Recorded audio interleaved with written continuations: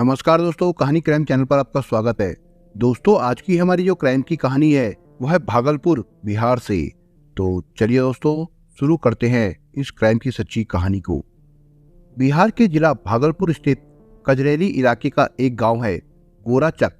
वैसे तो इस गांव में सभी जातियों के लोग रहते हैं, लेकिन यहाँ ज्यादातर यादव रहते हैं।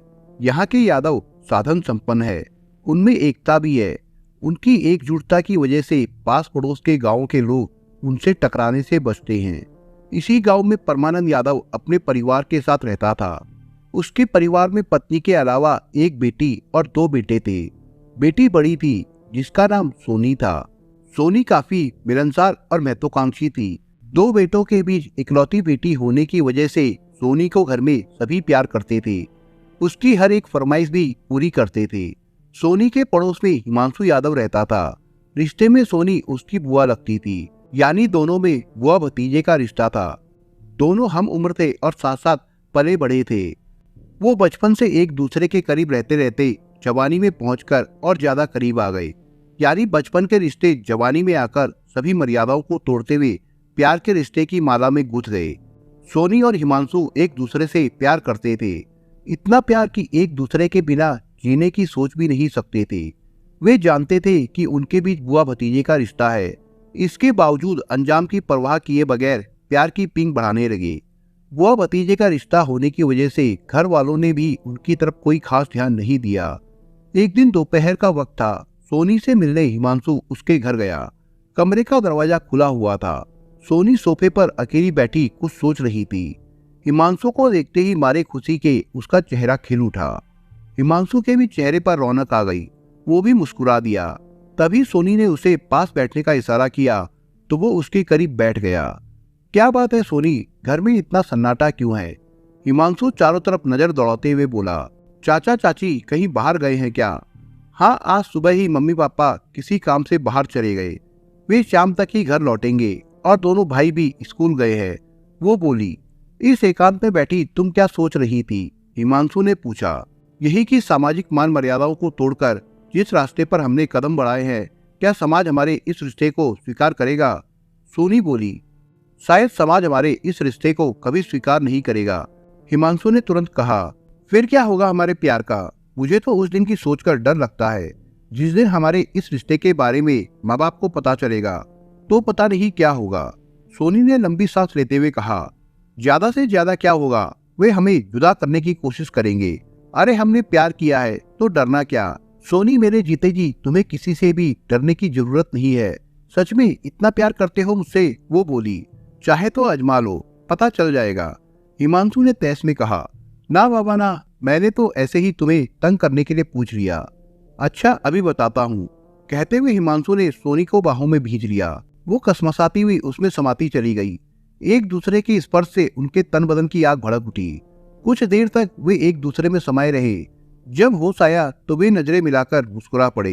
फिर हिमांशु वहां से चला गया, लेकिन उनका ये प्यार और ज्यादा दिनों तक घर वालों की आंखों से छिपा हुआ नहीं रह सका। सोनी के पिता को जब जानकारी मिली तो उनके पैरों तले जमीन खिसक गई। परमानंद यादव बेटी को लेकर गंभीर हुए तो दूसरी ओर उन्होंने हिमांशु से साफ तौर पर मना कर दिया कि आइंदा वो ना तो सोनी से बातचीत करेगा और ना ही उनके घर की ओर मुड़कर देखने की कोशिश करेगा। अगर उसने दोबारा ऐसी ओछी हरकत करने की कोशिश की तो इसका अंजाम बहुत बुरा होगा। प्रेम प्रसंग की बातें गांव मोहल्ले में बहुत तेजी से फैलती है। परमानंद ने बहुत कोशिश की कि ये बात किसी और के कानों तक ना पहुंचे, पर ऐसा हो ना सका।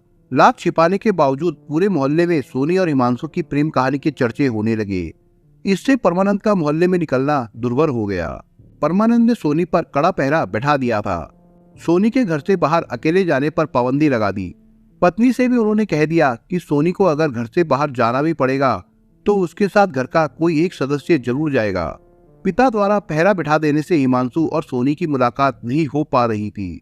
सोनी की हालत जल बिन मछली की तरह हो गई थी। उसे ना तो खाना पीना अच्छा लगता था और ना ही किसी से मिलना जुलना। उसे एक एक पल काटना पहाड़ जैसा लगता था। सोनी की एक झलक पाने के लिए हिमांशु बेताब रहता था। उसकी हालत देखकर उसकी माँ जेलस देवी काफी परेशान रहती थी। माँ ने भी बेटे को काफी समझाया कि उसने जो किया है उसे समाज बिरादरी कभी मान्यता नहीं दे सकता। रिश्ते के बुआ भतीजे की शादी को कोई स्वीकार नहीं करेगा। बेहतर है तुम इसे बुरा सपना समझकर भूल जाओ। मगर हिमांशु माँ की बात को मानने को तैयार नहीं था। उधर सोनी ने भी अपनी माँ से कह दिया कि वो हिमांशु के अलावा किसी और लड़के से शादी नहीं करेगी। माँ ने बहुत समझाया, लेकिन प्रेम में अंधी सोनी की समझ में नहीं आया। वो अपनी जिद पर अड़ी रही। माँ भी क्या करती, जब समझाते समझाते वो थक गई तो उसने कुछ भी कहना छोड़ दिया। काफी देर बाद सोनी की समझ में आया कि उसे आजादी पानी है तो पहले घर वालों को विश्वास दिलाना होगा कि वो हिमांशु को पूरी तरह भूल चुकी है। घर वालों को जब उस पर विश्वास हो जाएगा तब वो इसका फायदा उठाकर हिमांशु तक पहुंच सकती है। अगर एक बार वो उसके पास पहुंच गई तो उसे कोई रोक नहीं पाएगा। ये दिमाग में विचार आते ही सोनी का चेहरा खिल उठा और वो घड़ियाली आंसू बहाते हुए माँ की गोद में जाकर समा गई। माँ, मुझे माफ कर दो। वाकई मुझसे बहुत बड़ी भूल हो गई थी। मैंने आपकी बात नहीं मानी, इसलिए आपके मान सम्मान को ठेस पहुंची है। मेरी ही वजह से आपको और पापा को बेइज्जती का सामना करना पड़ा। पता नहीं ये सब कैसे हो गया। बताओ अब मैं क्या करूं?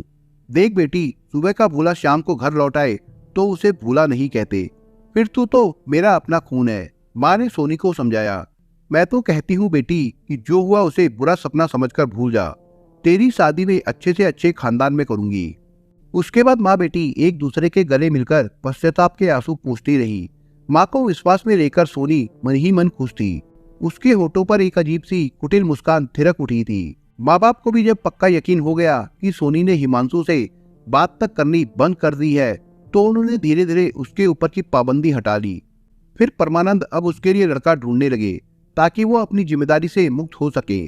परमानंद को इस बात की जरा भी भनक नहीं थी कि उनकी बेटी माँ बाप की आंखों में धूल झोंक रही है, जबकि उसकी योजना प्रेमी के साथ खुर हो जाने की है। योजना मुताबिक सोनी ने माँ के सामने ननिहाल जाने की इच्छा प्रकट की तो माँ उसे मना नहीं कर सकी। सोचा कि बेटी ननिहाल घूम आएगी तो मन भी बदल जाएगा।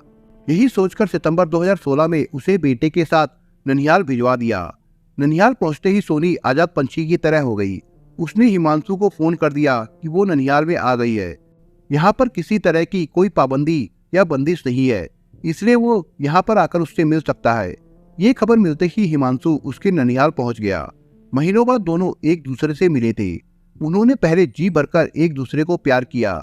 उसी वक्त सोनी ने हिमांशु से कह दिया कि वो उसके बिना रह नहीं सकती। वो उसे यहाँ से कहीं दूर ऐसी जगह ले चले जहाँ उनके अलावा कोई तीसरा ना हो। हिमांशु भी यही चाहता था कि सोनी को लेकर वो इतनी दूर चला जाए जहाँ अपनों का साया तक न पहुँच सके।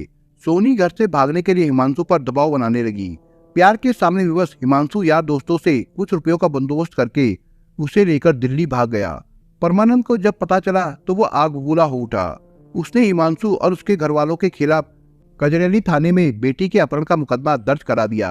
अपहरण का मुकदमा दर्ज होते ही कजरेली थाने की पुलिस सक्रिय हुई। पुलिस ने हिमांशु के घर पर दबिश दी। हिमांशु घर से गायब मिला तो पुलिस हिमांशु की मां जेलस देवी को थाने ले आई। उससे सख्ती से पूछताछ की, लेकिन वो कुछ बता नहीं पाई। तब पुलिस ने जेलस देवी को घर भेज दिया। कई महीने बाद भी जब सोनी का पता नहीं चला तो पुलिस हिमांशु और सोनी को हाजिर कराने के लिए जेलस देवी पर बार बार दबाव बनाती रही। कहीं से ये बात हिमांशु को पता चल गई कि पुलिस उसकी मां को बार बार परेशान कर रही है। तब 8 महीने बाद हिमांशु सोनी को लेकर घर लौट आया। सोनी ने अदालत में हाजिर होकर न्यायाधीश के सामने ये बयान दिया कि वो बालिग हो चुकी है, अपनी मनमर्जी से कहीं आ जा सकती है, उसे अच्छे बुरे का ज्ञान है। अब रही बात मेरे अपहरण करने की, तो मैं अपनी मर्जी से ननिहाल गई थी, वहीं रह रही थी। हिमांशु ने मेरा अपहरण नहीं किया था, बल्कि मैं अपनी मर्जी से कहीं गई थी। हिमांशु निर्दोष है। भरी अदालत में सोनी के बयान सुनकर परमानंद और उनके साथ आए लोग दंग रह गए, क्योंकि उसने हिमांशु के पक्ष में बयान दिया था। सोनी के बयान के आधार पर अदालत ने उसे मुक्त कर दिया। ये सब सोनी की वजह से ही हुआ था, इसलिए परमानंद भीतर ही भीतर जल भुनकर रह गया। उस समय तो उसने समझदारी से काम लिया। वो सोनी को लेकर सीधे घर आ गया और हिमांशु अपने घर चला गया। घर लाकर परमानंद ने सोनी को बंद कमरे में खूब मारा पीटा, फिर उसे उसी कमरे में बंद करके बाहर से ताला लगा दिया।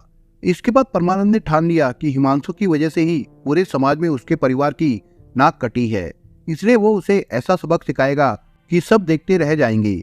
वो धीरे धीरे गांव के लोगों को भी हिमांशु के खिलाफ भड़काने लगा कि उसकी वजह से ही पूरे गांव की बदनामी हुई है।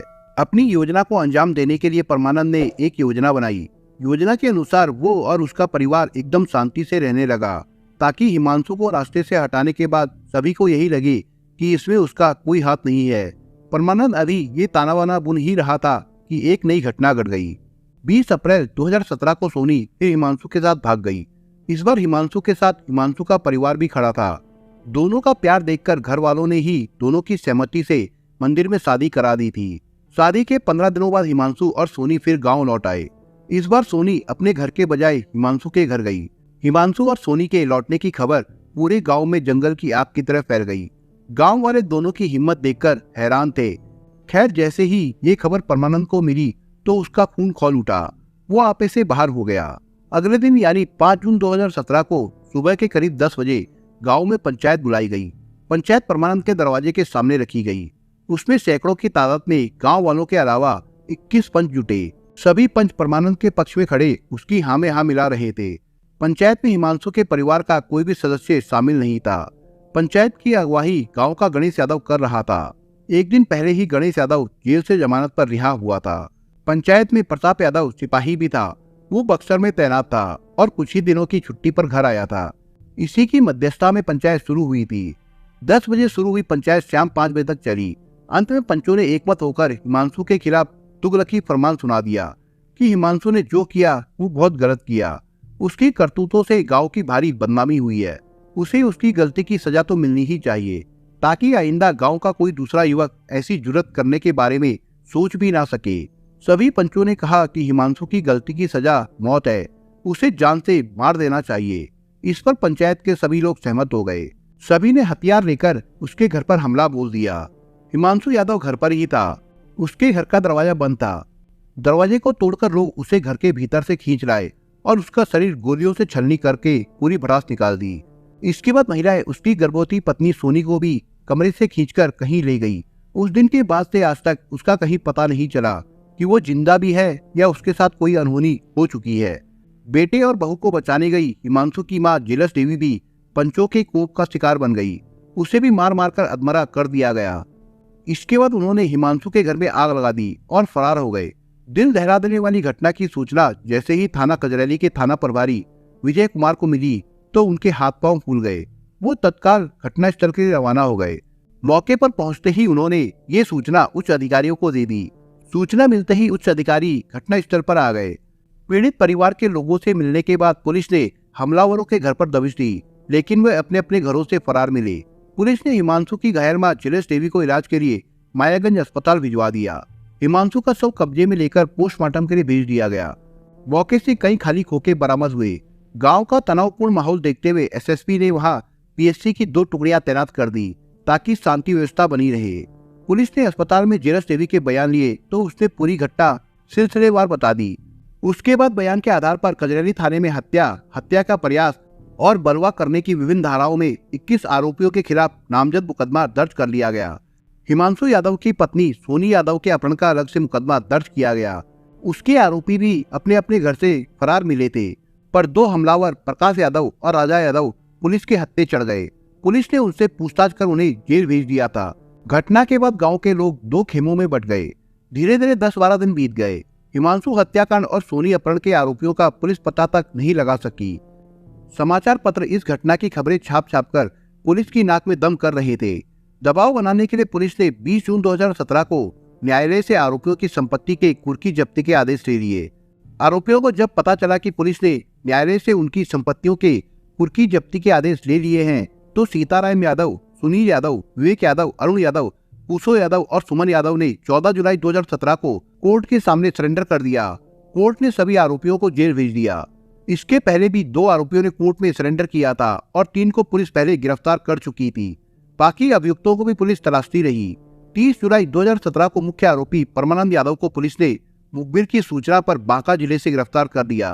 पुलिस ने उससे सोनी के बारे में पूछताछ की तो उसने बताया कि उसे इस बारे में कुछ नहीं पता। इस केस में अजबलाल यादव भी आरोपी था, जबकि उसके घर वालों का कहना है कि उसका इस मामले से कोई लेना देना नहीं है। उसकी बेटी अनुष्ठा ने राष्ट्रीय मानवाधिकार आयोग को पत्र लिखकर कहा कि उसके पिता को गलत फंसाया गया है। मानवाधिकार आयोग ने 8 जनवरी 2018 को एसएसपी मनोज कुमार से हिमांशु हत्याकांड की ताजा रिपोर्ट देने को कहा। आयोग के सवालों का जवाब देने के लिए एसएसपी ने डीएसपी को अधिकृत कर दिया था। पुलिस ने सभी आरोपियों को गिरफ्तार करके जेल तो भेज दिया था, लेकिन सोनी का कुछ भी पता नहीं चल सका था, जबकि हिमांशु के घर वालों ने अपहरण करके सोनी की हत्या की आशंका जताई थी। दोस्तों, इस कहानी के बारे में आपके विचार क्या है, हमें कमेंट बॉक्स में जरूर बताएं। और दोस्तों, अगर आपको हमारा काम पसंद आया हो तो वीडियो को लाइक शेयर जरूर करिए। और अगर आपने अभी तक चैनल को सब्सक्राइब नहीं किया हो तो जाने से पहले चैनल को सब्सक्राइब जरूर करिए दोस्तों। धन्यवाद।